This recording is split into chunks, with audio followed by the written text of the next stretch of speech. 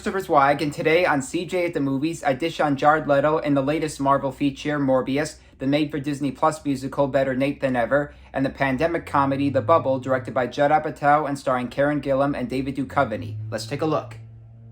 Our first movie is the long-delayed Morbius, and I don't think it was just the pandemic that caused it to wait to find a release date until this weekend. This is one of the most boring and empty Marvel films I've ever seen, but I guess Sony Pictures, which helped distribute it, knows that. Now, Jared Leto has given some of his best performances in movies like Requiem for a Dream and Dallas Buyers Club, but he gives one of his worst performances of recent memory as Dr. Michael Morbius, a brilliant scientist who decides to give himself vampire powers to cure his own illness, and side effects may occur.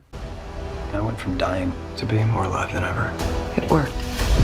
Not exactly. I have increased strength and speed and some form of bat radar. What else can I do?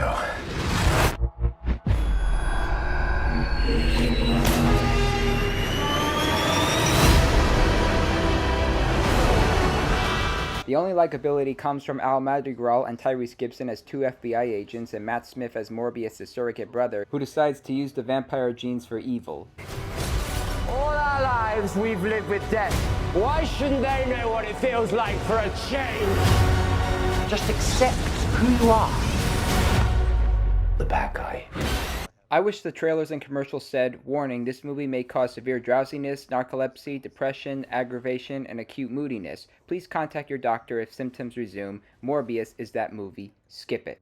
Our next film is Better Nate Than Ever, a made-for-Disney Plus musical that could have cut back on the obligatory dumb characters and actually made its story about a wannabe Broadway actor named Nate more exhilarating. He's played by newcomer Ruby Wood, and both he and his best friend and assistant Libby, played by Aria Brooks, decide to hit the Big Apple so he can audition for a musical version of Lilo and Stitch.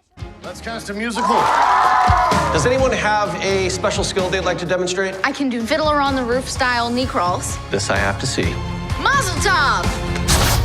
Oh my gosh, my pants! Does anybody have any extra shorts?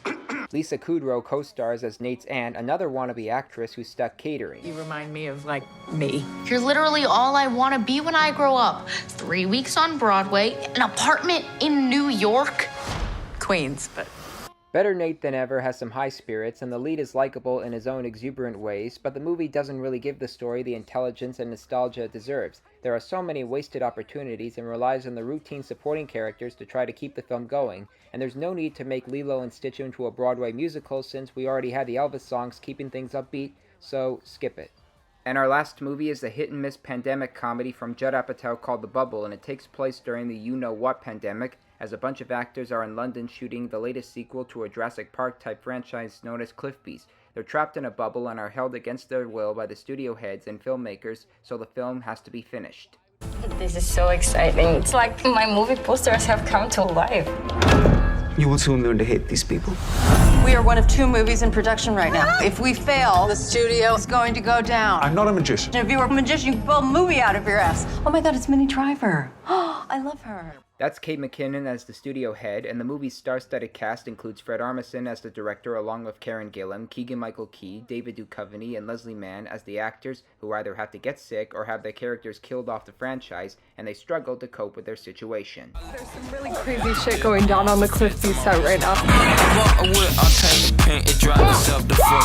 Hey Gunther, why do you look like Benedict Cumberbatch right now? Hello, I'm Doctor Strange. Oh my God! I don't like it. Stop being Benedict Cumberbatch.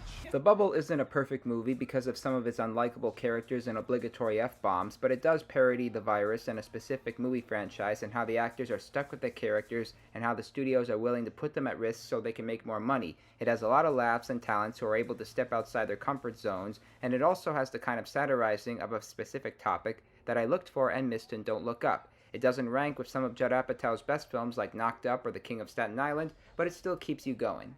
To recap on this week's movies, thumbs way down for Morbius, a lackluster Marvel film, thumbs down for Better Nate Than Ever, which has some high spirits but not much else, and thumbs up for The Bubble, a guilty pleasure from Judd Apatow. Well, those are the movies I'm reviewing this week. I'm Christopher Zweig. Stay safe, and I'll see you at the movies. For more amazing content, please like and subscribe to my channels, and you can also read my reviews at cjatthemovies.com and listen to my podcast reviews at newhdradio.com.